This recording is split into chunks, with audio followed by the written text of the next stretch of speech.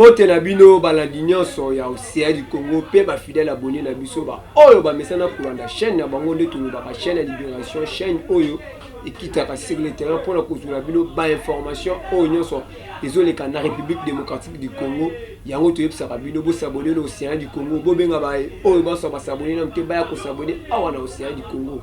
pour chaîne oyo elobaka ba vérité chaîne oyo ekitaka na terrain pour la kozula bino ba information ezaka kamoko ezali Océan du Congo. Vous s'abonnez au Océan du Congo. Bon, mi pesa ma quantité na makambo ezanga tina to moni ba mboka misusu esi telemi pona ko bundela. Mboka na bango pona ko luka bazwa libération na bango. Alors biso na Congo pourquoi to kolala to telema pe ba peuple congolais to soit conscience pona ko bundela la République démocratique du Congo. Ya on a yebisa tous les peuples congolais to lo ba teke makambo ya Congo etali biso te makambo Congo il faut etala pa biso. Ce qui oboyi makambo Congo etali te alors nini oyo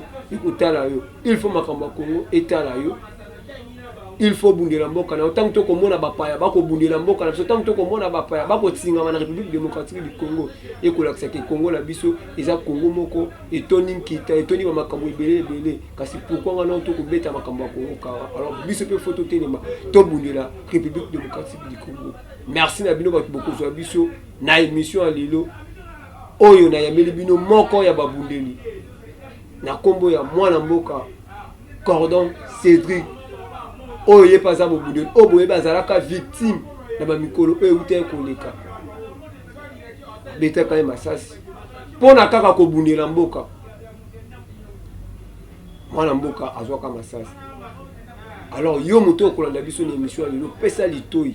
yo kama oyo ekobima na République ekobima biso na émission lelo par rapport ya mokolo lelo ya on lobaki yo pe moto kozala posa oleka na émission to lobela mboka Congo po awa na émission to lobela mboka Congo to tonga ka via moto te to beta ka pe makambo pote to ya kolobaka ka o nyonso elekaka awa na République démocratique du Congo yo pe moto kozala posa obenga biso par téléphone pour leka na émission to lobela mboka Congo benga mosakoli na plus de ça 43 97 36 12 489 benga biso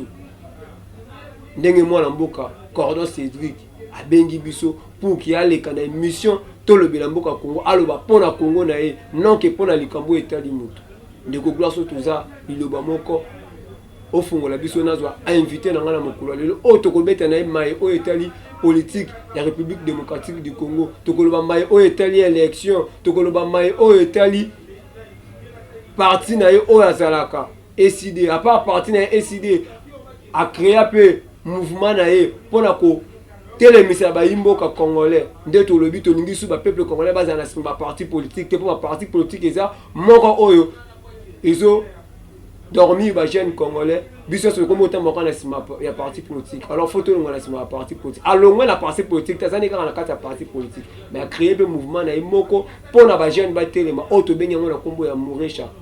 mikolo ute koleka bazalaki na événement na bango o moko na bango na kati ya Muresha akangamaki asalaki 2 jours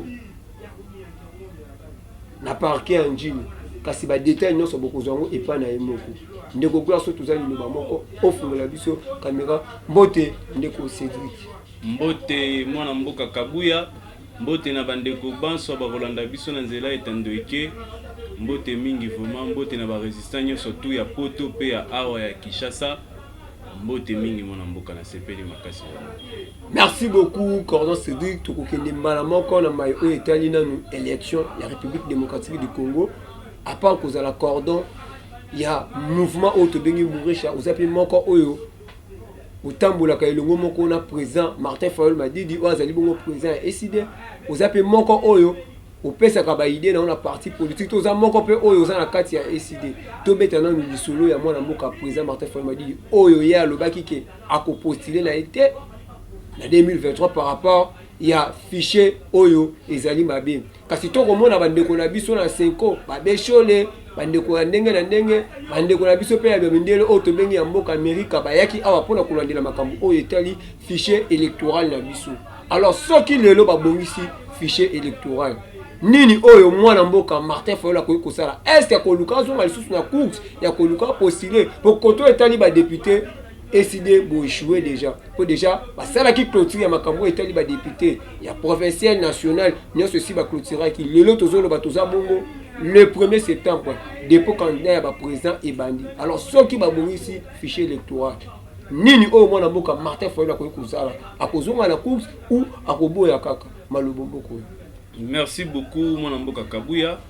Ne bandeli ndenge lobaki ete tolonga na parti politique ngana kolobaka tolonga na parti politique a miyibi ezali ba IDPS ba INT ba MLC ba parti wana surtout balandaka kaka misolo bazaka même atana na pensée politique te au mona koto ba socialiste ba sangani soki na ba capitaliste ba sangani na boy ba to potopoto wana nde ba jeune fo balongwa tango lobi na makamba maponami d'abord ezaka eloko moko ya mutu te maponami ezali pona peuple. Article 5 ya constitution lobi boyi ezali na moyen oyo peuple alakisaka souveraineté na ye eza na maponami pe na référendum. Mokonzi ya mboka tata Martin Fayulu alobaki ete tellement processus oyo ya élection bandi mabe. Premièrement na bureau ya monsieur Kadima destination na bandi mabe, bureau na bandi mabe. Totamboli tomoni ete ba machine ezalaki lokola na poubelle, oké na selemba omoni machine, oké na badaro omoni machine, oké na bandu omoni machine. Tina mutu que c'est l'accident, de retrouver ba machine na 400 carte d'électeur. Avant to kene maponami, il faut to mon afficher. Fichier zali nini? Fichier zali ba kombo ya batu baza na kati, misapi ya batu zali na kati, ba misu ya batu zali na kati, ba adresse ya batu pe ba photo. Wana nde tokoye ba ete ke batu o basangola ki bato bakatana ki maboko baza autant. Bato bakufa misu baza autant. Bato bazali bilongi bwe baza autant. Ba mineur bazala ki autant, batu boye songolo mpaka. À partir ya wana tango basalo dit affiché nde tokoye ba ndeko Kabuya aza reteni ngai ndeko Cedric naza reteni songolo mpaka la suite aza reteni te. Yango wana biso singaki to mona banani bazali na kati ya fichier to yeba banani bakuvoter normalement c'est ni tant sali audit affiché na ye après audit affiché basara ndeni ba affichaka na ba commune nyonso na ba bureau de vote nyonso tout songolo mpakala aye kota la place ya Sanrolaki ayebiki ya solo nga ba retenir nga muto azwaki ba carte zomi akoleka na ba centre wana zomi na ba centre mine ba okata yo tikala kana centre moko ndako yeba kinga na kuvoter ti sikoyo mboka mobimbeza na suspense maman Marthe ayebi kutu te soka kuvoter soit kuvoter te moi si ya mboso pa yebi te soka kuvoter soka kuvoter te bona sekele affiché sikoyo likambo za nini normalement biso sengaki audit affiché mais bango baboyi audit affiché ba yebi ki audit affiché ne bombi kimoyibi na bango yeso na kati wana ya kimoyibi wana ba bombi normalement biso avant de déposer to sengaki ete fichier za la audité. Mais si le fichier est audité, l'autre comme le 1er septembre. Oui, ça dit bon dépôt à candidature et va président. Mais Tolandi, batata ya molimo, balobini, basengi na mokonzi mboka Martin Fayulu aya kozonga na course. Pour être bango bazongi na maloba na biso ete ba ko publier ba résultat bureau de vote par bureau de vote. Ya ngobiso pe totali to lobi ete. To bengaki OIF pour être audité, soit structurement quoi ezali crédible, pas audité. Tant on li kame ko yeba, pour to yebi que tu na face à Ali Baba et les 40 voleurs. Tant on li kame ko ya, to ko loba ete OIF yom to yero sala audit tala awa, mibi ba yibi awa. Tala koto et correspondre te, tala boy correspondre te. Mais bango ba boy OIF pour na makambo. Ya maponami bandimi OIF pour na makambo ya ba fête. Yango monaki de Kochilo mbona mama Denise na stade de Marty bazo obina rumba. Ba wana za spécialité na ye. Sikoyo tellement que to komi na phase finale où ezali ba dépôt ba candidature. Ba tata mokonzi ya milimo ba lobi ete Martin Fayulu zonga na course. Wana etikali nde biso peuple. Population nde yende moto ifalo bana Martin Fayulu. Que biso to moni na ndenge to memeli chilombo yo kité. Bon ça va soit yo au postulé na ba député na yo nyonso po mutu ko imposer mutu wana za ba député ba eza sous na moyen te ke ba postulé po ba kota ba député si ba clôturer ki déjà tikali kaka mutu a tikali na chance na parti si ezaka ka yemo ko mona mboka Martin Fayulu kota ba député iko simba sous te po si ba sala ki déjà clôturer ki déjà oui na yo ki yo bien lobi ki kota ba député déjà ba clôturer kota ba député ba clôturer oui mais clôture générale ne salamité pourquoi pour toi on a procédure wana na on peut par exemple car moko wana za ba jurisprudence au moins soki nga lelo na s'enrôler te campagne ya enrôlement Et c'est esili jour na okende na déposer candidature na ngai ata na s'enrôler te na ko s'enrôler mbala moko invité so comprendre ni so siko tellement que président national à parti azali mokambi ya parti mobimba pour na déposer na jurisprudence wana akoki ko déposer pe longo na ba porte na surtout na ba candidat surtout national na provincial donc biso ndeza boy tozali ko bongama toyebi ete moto alingaki na kimoyibi mais tellement toujours la ki seba manière nyonso to akoleka ete ndeko Chilombo afanda ta lokola sénateur à vie ata lopongo na bonga na limité afanda alukata place dans la kingabo afanda ya lingité ya lingia pakata mbangu bon merci biso tozoyebisa na tata mokonzi Martin Fayulu ete tellement totika na mikolo na makambu oyo batami limo balobi peuple congolais nde a décidé soki peuple a lobby ete tata mokonzi ekolo kende déposer wana tokumbi ba candidature na biso surtout pour etonda déjà la mesa toki kotika mais soki peuple a lobby ke tata mokonzi a déposer wana biso pe tokolala pungite mouvement na biso Mourecha ezali pona éveil patriotique na auto prise en charge tokola musa population tokozala ba témoin libanda ya ba centre pour ete tango élection aussi là to sali addition ya ba voix na biso nyonso tout Iklemba mobimba Mwamba mobimba Kinshasa mobimba Changu par-ci par-là Butembo tout sangisi na tongo wana tango église catholique azo publier biso pe to tel so correspond to bina balabala to bandi fete wana seni akadima awozela publier na limité. Merci mwana mboka baimboka pe bato ba kolanda biso balandi yo na ndenge vraiment oyo yo lobi bien atata molimo bakoti makambo yango bango moko ba si mwana mboka Martin Fayulu a posté est-ce que mwana mboka Martin Fayulu ko kozela quand un peuple va lancer message que mwana mboka kende ko et que peuple ba pe simple photo to ba lobité pour mwana mboka Martin Fayulu a ko postuler pour l'intérêt ya peuple na yo ba la ko souffrir siko soki lelo peuple yango ba pe simple photo ba lobi que mwana mboka Martin Fayulu ko postuler pour biso peuple to peuple congolais biso mena te kaka peuple congolais mobimba déjà ba pesa mwana mboka Martin Fayulu maboko depuis kalaki président eli postuler pour que olongola biso na souffrance ko comment lisusu koloba ke peuple congolais to ba peuple ba pesa lisusu mpifo ya mwana mboka Martin Fayulu a postuler expliquer non bana mboka o ba kolanda biso esika wana na bien ya ko zela lisusu maboko pour peuple congolais si pesa ye maboko siko ya ko zela lisusu peuple congolais ba luba na façon ndenge nini o expliquer non ba imboka o ba kolanda biso penda bien na émission lelo. Merci beaucoup. Peuple congolais nde mutu evutaka Martin Fayulu Madidi na 2018 le bien était souffrance et l'équipe occupation l'équipe to voter moi na mboka soldat du peuple alonga biso na Boumbu Chilombo a complicité na batuti bayibi maponami bayibi victoire tango nyamu ekoti na seni peuple nde bayebisi mwana mboka Martin Fayulu mokonzi mboka bien te tata yo fanana no kimia bato baza miyibi balingi basukola kimoyibi na bango tema to benga ka président nommé asukola ngo ekoma ete président eli yo ko kende te totala bango place ni ba ko kende soki bayoki te to kende na article 64. Est-ce que peuple congolais ko article 64 article 64 mwana mboka Kabuya iyaka malembe mais article 64 ezaka mouvement moko spontané pour le 4 janvier 1959 mutu moko te tanga la muka na tonga ebaki ete soki tokomi na 16h mboka oyinda mais mboka yindaki mabe oyo Chilombo azosala asali lelo ekomi awa na vert asali lobi ekomi a soki etondi esopani okomona pete keno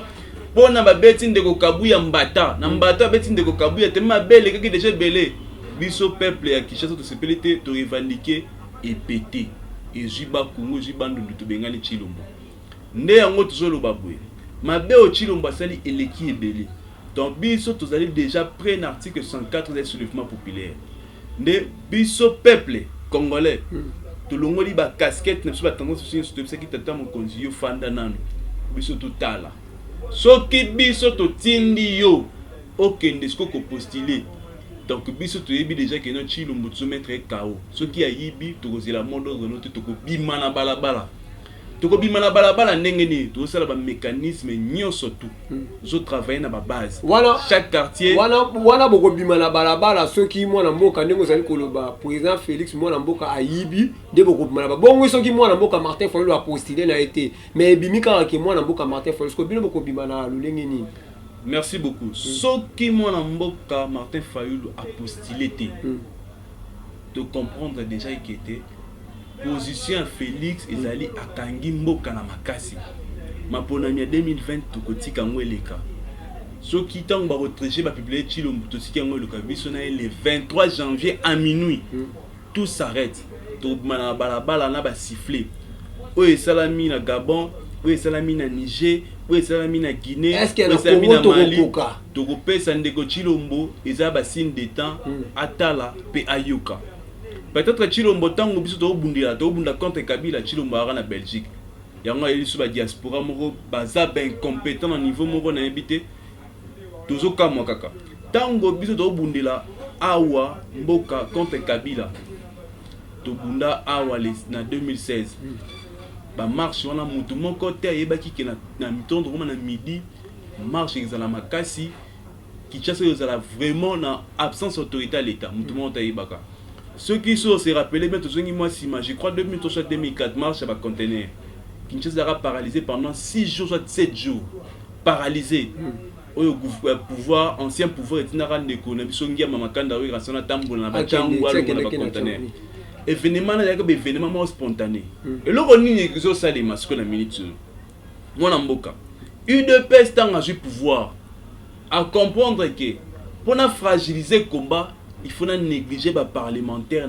Il faut pas négliger les combattants. Pourquoi? Tant qu'on a négligé bango, bateau bas en opposition, bah comment na problème à nini, bah base na bango vous allez activer ma capacité, bah en d'autres nini, ah bateau tous allez na bango opposition, bah zaki na UDPS, bah je pouvoir, mais bah négliger. À quoi bon bisopeto bimana balabala pour tout ça la lutte. On a arme à UDPS ou UDPS à utiliser. Il y a un moment que UDPS pendant le mandat na union surtout bateau tout a bundé la UDPS bazana balabala. Au moment où mundele temps a eu coloniser biso avec une méthode belé. Mais la méthode union surtout on est si là qu'avec le temps. Parce que les lobbies tu comprendre nini, tu comprendre que non ndeko Chilombo a continué à pouvoir pour le lobbying il y a peuple imatuti. Pour ndeko Chilombo fragiliser le combat a jamais qu'on récompenser ba martyr, ba victime, ba tout ba ça élite na UDPS pour dire que pouvoir wana et était pour la UDPS et y pour le peuple imatuti. Il y a eu des accords. Il faut se à fragiliser le combat. Elle dit que le même combat autour Bunda depuis 2003 2004 yango zatilelo.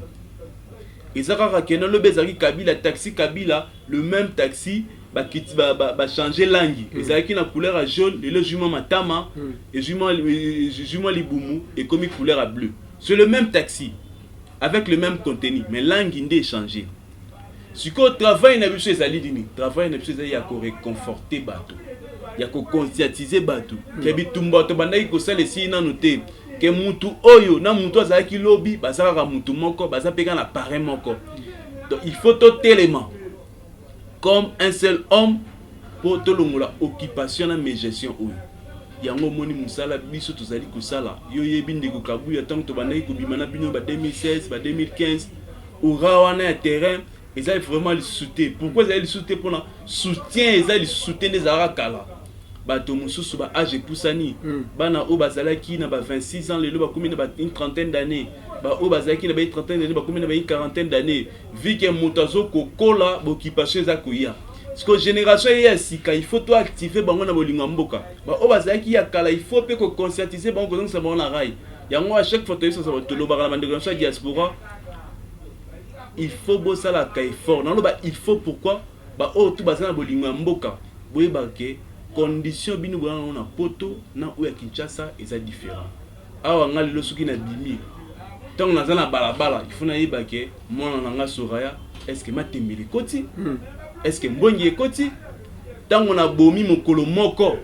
na bomi ya mibale tant na zonga ndako ngana madame Irak mais bino kuna déjà social les a garanti mais tant bozo mona ba bilengi bazo bundila mboka moi aide Nabino, et ça la bien, moi 10 francs, moi 20 francs, moi 30 francs, moi chemise, moi nini. Et encourage à battre les sous-sous, babunda. Mais tant que vous avez silence radio, aux hommes on a été tout à l'heure récemment à la diaspora ou à Rwanda, n'engé baso cotiser misolo pour na ba jeune na bango. Tout le monde a quand même ba diaspora à West Africain de ba cotiser misolo. Mais boni pété ba diaspora à Congo.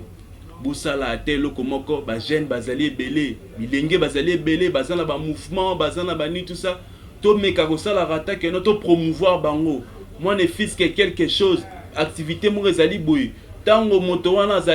azana mama koki ya misolo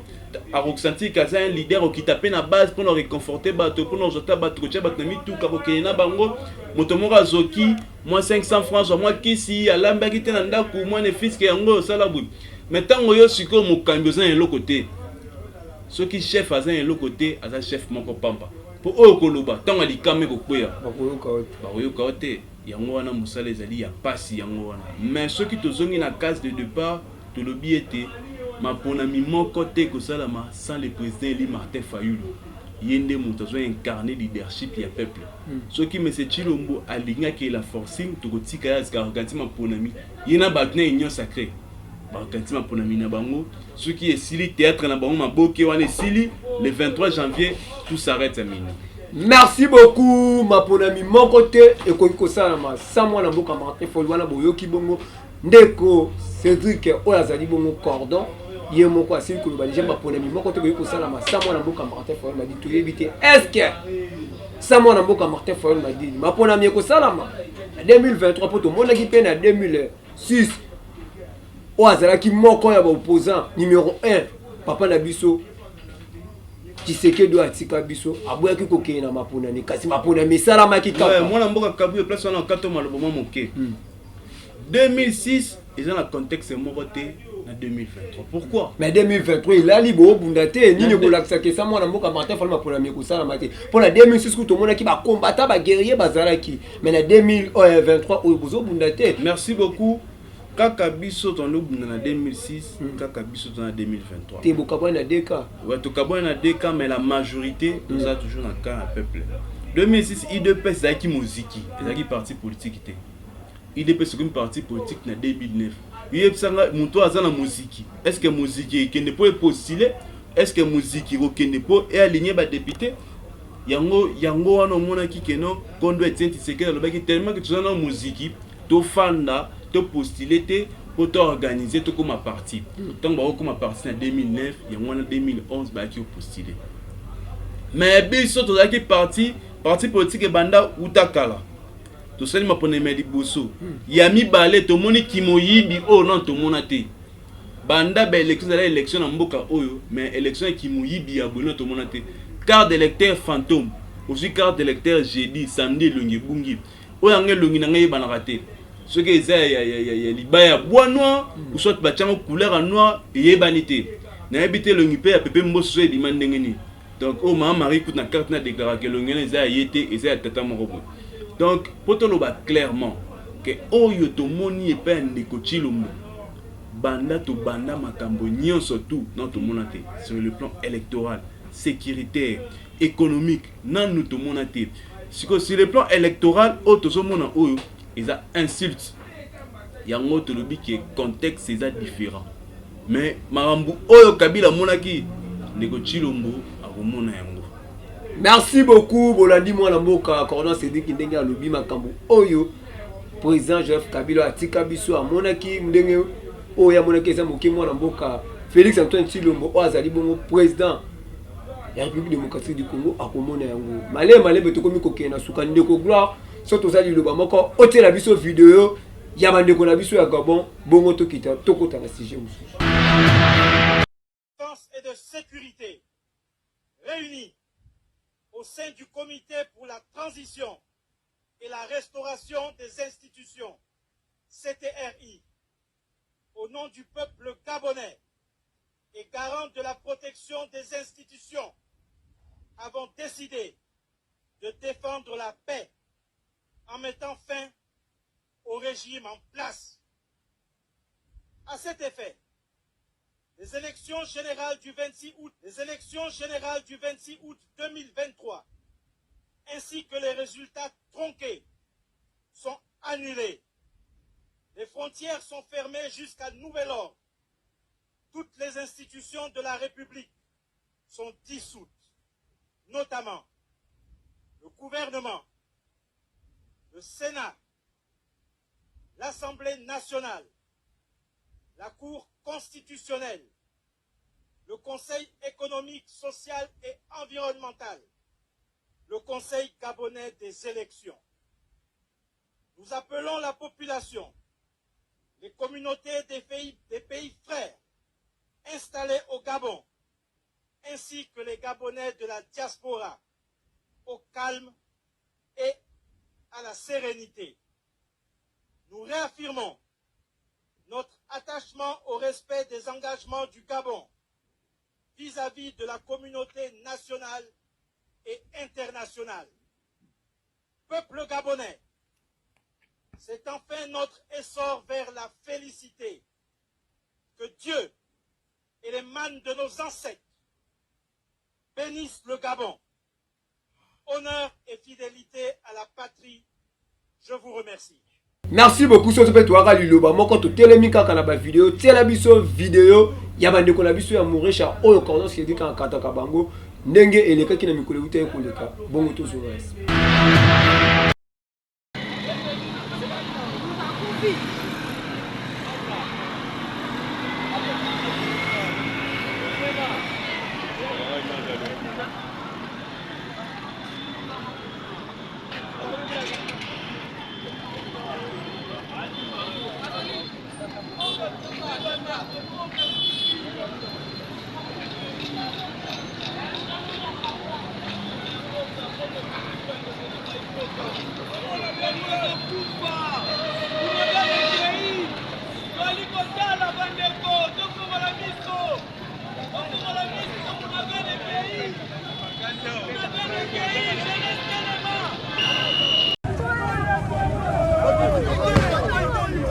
La situation est grave maintenant, Kimbuta.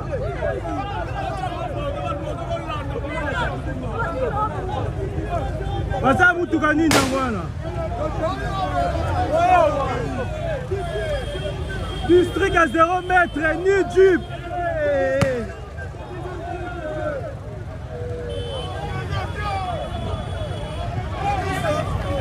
Bangwana, yewana. District.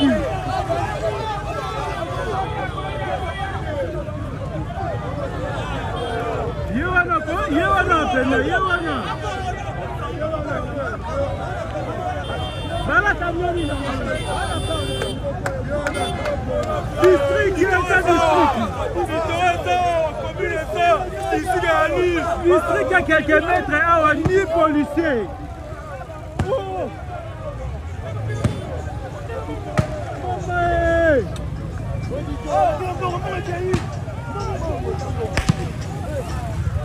Seigneur.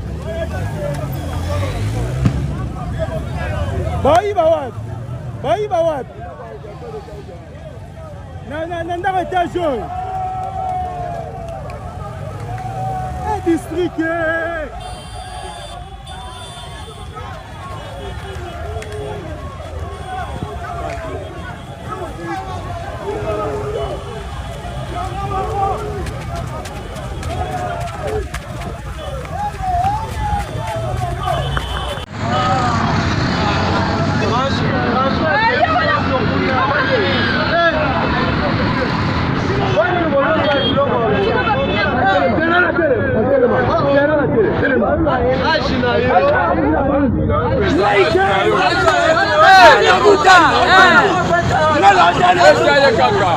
Merci mwana mboka ba aussi kulanda vidéo wana kasi to simba na mai o ute ko le 30 na STPI peuple ya ST ba telemi ba ndikola biso ya goma ba lobiki MONUSCO ko sali le côté ba telemi MONUSCO etika République démocratique ekeni ba tika République démocratique du Congo bango ba kende mais ba sili ko ba imboka ba beti bango ba masasi na nzoto to yebite ba kufaki nombre ya combien to kusala kaka recherche ya kuyeba nombre ba kufaki alors tant beaucoup de monde likambona mais tout moni pe gouvernement na biso silence parce que koloba le côté kasi tant beaucoup de monde likambona nini ko koloba pona likambo Monesco ba imboka ba kolomboka ba telemi po ba benga na bango kasi bango ba beti bango masese na nzutu nini ko koloba vraiment pona likambo ndeko Kabuya eza pasi mingi na mamba Monesco to banana ko décortiquer élément batu batali pona Muresha bomoni lolenge kani détermination esalamaki pa ya bilenge route ezalaki totalement suspendue tosalaki manifestation na biso avec nos petits moyens tomekaki kolakisa na message Chilombo ke soki asentete soki tozala ba moyen makasi ndenge nini tokoki rendre la ville morte mpona kolakisa na opinion nationale pe internationale ke peuple eza mécontent na ye soki tokei lisusu tokoloba ete Muresha ezali vraiment mouvement moko pour une veille patriotique pour notre prise en charge. Yango bozomona ete toza biso toza plus bato ya terrain, toza vraiment na terrain. Mwana mboka Kabuya, oyo esalami na Goma eza pasi. Normalement lelo il fallait dans la deuil national. Ouais. Yango moninga lelo na lasi. Silence na gouvernement. Lasi moi chemise na nga moindo oyo malgré tout déjà les mbala ngo nzoto pour toza na opposition, toza na résistance, eza pasi mais tout lati quand même pour na to rendre hommage na bandeko bakufi. Pourquoi bandeko babimi? Bandeko bamoni ete complicité zali entre la Monisco, M23 na régime ou ndeko Chilombo. Mais bandeko babima qui étant que ba manifestant, normalement il fallait la police y encadrer. Ceux qui bamonaki mbeba, la police fallait mettre ba balle de sommation. Mais chose grave, pouvoir oyo il y a parti à Kondo et Tshisekedi où il connaîtra ba martyr na ba victime pour na ba manifestation mais pas na bango ba lingité bato ba manifester tant bato ba manifester contre Monisco bango ba tirer bato ba massacrer bato ba kufi bato ba bukani makolo nga étant que moka ba victime na bi pasi ya lisasi ndezala nga na zwa lisasi na bi pasi ya lisasi ndenge salava na ependenge nini belema Chilombo maltraitera bato so za blessé ba ko abattre yo ti okufa yango na lobi boye banda mokolo ya lelo biso Muresha tozana ba préparatif ya organiser sitting moko tosengi bato nyoso ba commanditaire wana bazala mi na justice toyeba ete bazwaki mot d'ordre wana pa nani po FRDC bima étirer na population. Mais oyo tozomona oyo ekomi lokola kinduki. FRDC incapable ya ko tirer na ba M23, batikela bango Bunagana, batikela bango Kishishi, batikela bango Rumangabo. Basala ba repli stratégique ba boya ba M23 bakufa. Mais tela ya kibondoki ba ekobomba congolais ou bazaki na ma minduki te. Congolais zo ko manifester pona nini? Ba comprendre que Monisco ezali en connivence. Monisco ba mission na eza accomplie. Bato bazo kufa na France ezali ba FRDC na ba civil wana. Mais FRDC la boma Monisco, o la boma M23 ya bomi nani abomi sous congolais. Yango tolobi boye. Peuple ya Goma. To pesi bino longonya. Ya touro so bolingo telemela. Bo telemela tata Chilombo. Bolo bande siko nde opération Chilombo dégage. Lobi soki bomoni muta AFDC muta nini aene fichika ka tata Chilombo bo pesa evoite bo pesa e matoite yango tozolo babuye o esalami na peuple ya Goma ezali insulte ba soda wana nyonso tu ba ozala malédiction kaka peuple wana ezo créer ba mouvement ya autodéfense ezo bundela mboka po ete ba Rwandais ba occuper mboka te bozui bo massacrer bango. Kaka peuple oyo sibi ba viol bozui bo massacrer bango. Peuple oyo zo futa ba impôt po yo so mamunduki ola tateni ozio massacrer bango. Yango tolobi ndeko Chilombo ifa kende. Biso mouvement Muresha tozo lengela déjà sitingo tokosala po ete justice boko banga ba cachote ba prison te boko banga te po to occupé mwana mboka fils mukoko oyo ezape moko ba kotiela biso vidéo na suka émission na biso alobi oyo akotelemela pouvoir na bango soki ozali souda okotika bana na yo ba vive okotika bana na hôpital ba orphelin mwasi na yo akotika la vive oh nyonso kotelemela pouvoir na bango ntango bino bozotelemela pouvoir yango nazoloba bandeko ya idps bino mpe mosusu bozali kobimisa tata ekolo mabe pourquoi bokoloba pouvoir na bino boloba pouvoir ya bacongolais pouvoir eza ya bino te eza ya bacongolais ntango bokoyoka langage wana bokobanga mpe te ke bobima mpo bobundisa pouvoir ya bato ya idps ndenge touti koluka touti koyoka plutôt mwana mboka fils mokoko akoloba ke oyo akotelemela pouvoir na bango ndeko gloire otelanga na video wana bongo tozongisa maloba epai ya mwana mboka candidat président mosusu na kati ya IDPS na moma o nano abotami te hotel baklia bakima bafadel house wana bana mbongo te bafayulu ya okena baélection ou bien botamboli likolo ya nzoto na biso ou bien biso totambola le combattant moko bomonaka moindre faux mouvement bobimi na nzela soda nyonso akokanisa sala bongo ayebaka otika mwana na ye bana ne baorphelin ayebaka otika basi ne aotika mwasi ne baveve nini okoki koloba mpona likambo wana ntango bino bokolobaki botelema bobima soki ntango natali video nakoki naposa oseka na comprendre que non parti oyo idps eza parti ya baincompétent eza na bato mosusu nayebi te soki balingi basala maboke soki balingi basala nini moto lokola fils mokoko fils mokoko ntango akolanda image oyo atalanga malamu ayebaki non biso tobandi bitumba okala nayebi mpe non ayebi ngai mpo toyebanaki ne mwa kala fils mokoko basakana na moto te basakana na peuple te maboke olingi osala mpona miel ya pouvoir soit oluka poste soit nini nazo comprendre te mpo banda bazwi mpe pouvoir yo oza abandonné soki eyindi ya fils mokoko koluka nzela kokima so peuple lelo lebi etelema baveve oyo kotika bato baorphelin oyo kotika bato yo kotika banani fils mokoko bato bakotelemela pouvoir na mboka oyo y avait un maréchal azalaki na bana basadam il faut tunaka bana wana bakenda wapi na mboka oyo y avait un Raïs Kabange azalaki na mura azalaki na bachaleur tuna lelo so bakenda wapi ebongo bino pouvoir ya courte joie bwana bato bobangisa te nga nazoyebi so etanke coordonnateur ya Mouresha nayebi si yo keno nyonso tu bozosala oyo ezali makeyela wenze mwana mboka Kabuya tant ya kolanda bafils mokoko eza te wana baza bato moko ya mikie le premier eza ete mandat ya Félix ekomi na suka bacomprendre déjà mandat ya Félix ekomi na suka ole bango baloba keno te ndeko Chilombo yo yebisaki biso ete soki ozwi pouvoir toko IDPS bakozwa misala tozwi misala te bongisela biso boye sala boye mais bato na incompétence na tribalisme na yebi te soki na niso na kibondoki so na nini balingi basoposer na bato bazotelemela kimokandi ya mabe bato bazotelemela occupation bato bazotelemela partenaire ya Kagame oyo eza kondoki oyo ezali vraiment kibondoki yango toyebisi na bana mboka nyonso tu bata lolenge ya intolérance pe tribalisme ezali au sein ya UDPS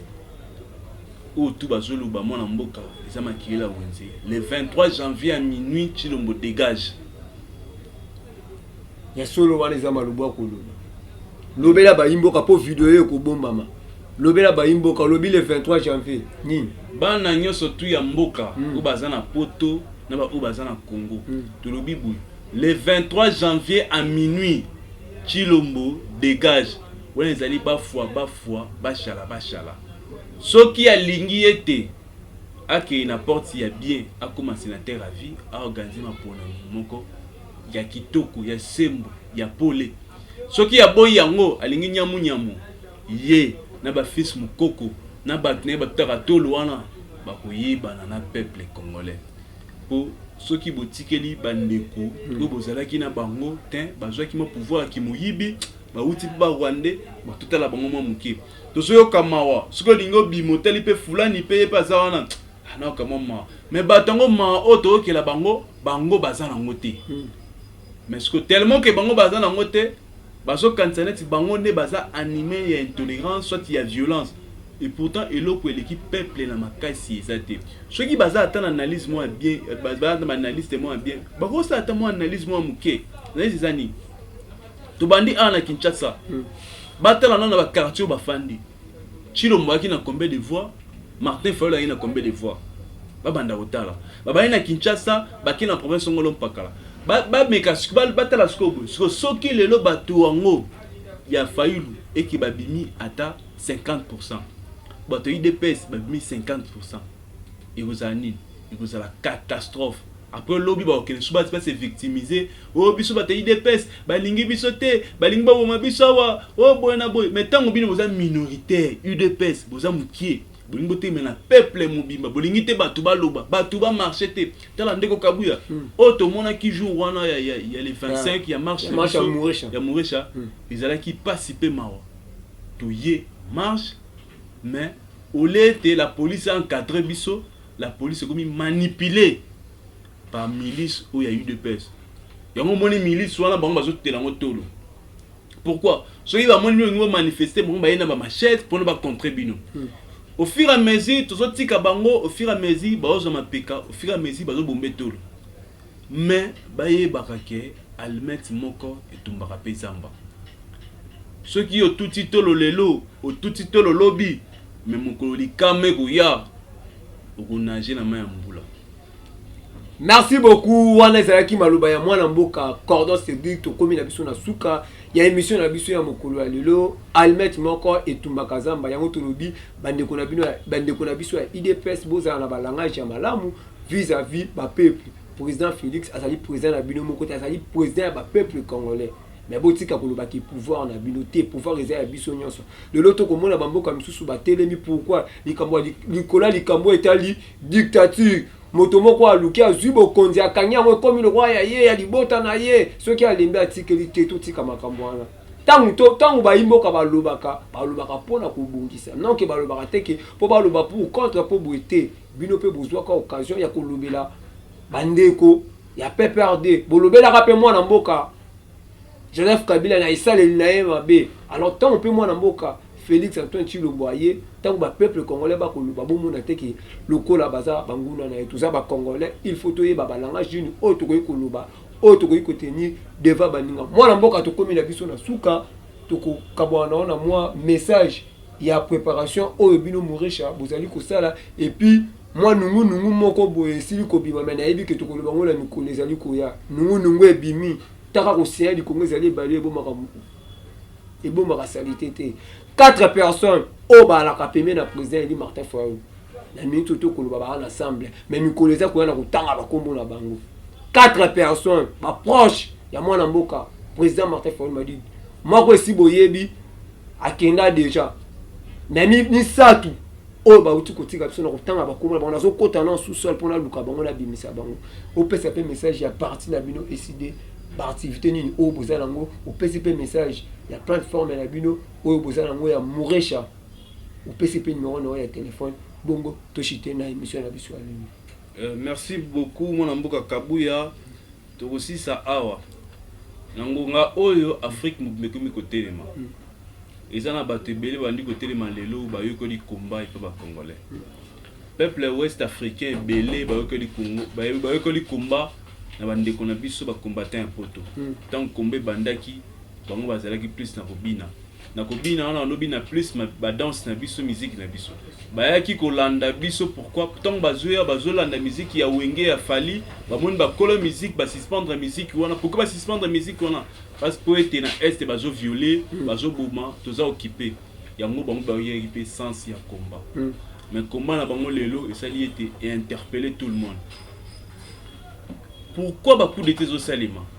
pour donner l'injustice sociale au moment le peuple est en uranium pendant tant des années à rendre l'électricité à un centre nucléaire mais France a en gros uranium aux alliés à Niger les profiter dans Niger ils ont profité dans France pétrole les alliés à Gabon les profiter dans Gabonais ils ont profité dans français même biso a comme une insulte pourquoi richesse na biso et le profiter na ba congolais je profiter na ba français même voire même na ba rwandais na ba ougandais pe na ba burundais ba towana ba yesu ba seli alliance ndeko Tshilombo ndeko na ngai au fur et à mesure la tozola muka au fur et à mesure quitter ya Congo zo kita so ba yesu ko quitter ya internet ba kosio or ezaka na délai nango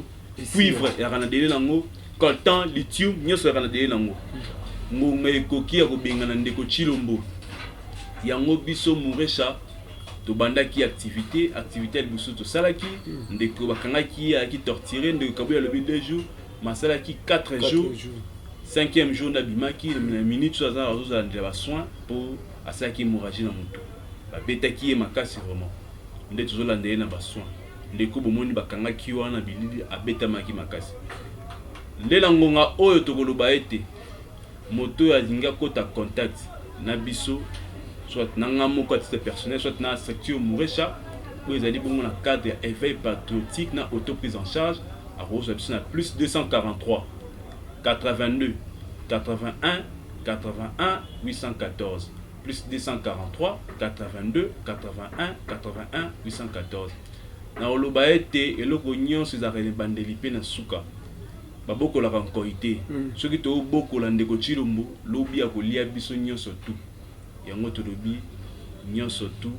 ekosila le 23 janvier à minuit ingeta. Merci beaucoup bolandi ndeko ndenge asili koloba nyonso tout ekosila le 23 janvier to yebite bayimboka Congo le 23 janvier nini ekopase awa na République démocratique du Congo yango tolobi bino pe ba kamera République démocratique du Congo bozana na esa leli malamu bosala kitoko pour la République démocratique du Congo bosala kitoko pour la peuple à se sentir qu'il y a à l'aise pour peuple congolais à se sentir qu'il y a vivre dans mboka na bolani maloba ndeko alobi tant que koloba kin quitter si la raté mais quitter pe za na tana yango o esi la ka alors biso pe ba peuple congolais tout ça pour ça to bénéficier na kitana biso ndena lobaka biso ba tout senga ki nzambe te to botama ba congolais biso pe ba tout senga ki na nzambe te apesa biso mboka oyo etoni kita oyo etondi makambo ya ndenge na ndenge kasi ezali nzambe moto apesa ki biso mboka na biso mabele etoni kita alors pona nini boko yokela biso motema mabe na kita ya mboka na biso moko bino batu bobetana ki libaku ya kolanda biso na émission ya lelo soki bozana posa pe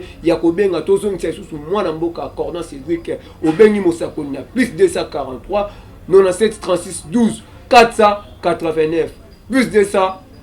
43 97 36 12 489 benga biso na émission tolobela mboka Congo yo pe moto za na posa ya kolobela Congo na yo obengi pe kaka na numéro wana on a uti ko pesa soki omoni ozinga na za ligne te kasi tika voice nde ba de comme susu ba ko tika ba voice na bango après ngai na kuya na bengi yo pour que to solola to beta masolo ya mboka na biso na mikolo ezali koya na koyebisa bino 3 personnes oh bazalaki ba proche ya mwana mboka Martin Fayulu Madidi na minute oh to koluba ba quitter parti na biso ba quitter plutôt parti SID ba longwe plutôt na lamuka ya mwana mboka Martin Fayulu Madidi ba kei kozala na ensemble ya Moïse Katumbi na koyebisa bino ba kombo to koluka luka na ona sen tango bandeko ba koya pembe na mwana mboka Martin Fayulu bandeko wana ba kotelemela bango bino moko bokoyeba bo benga yo moto poza na poso yeba na tangelo ba kombo na bango benga ngala numéro wana na kotangelo ba kombo ba bato baza ba proche ya président Martin Fayulu Madidi oyo bakebongo l'ensemble ya Moïse Katumbi. Alors bo s'abonner na émission na biso plutôt bo s'abonner na chaîne Océan du Congo bo partager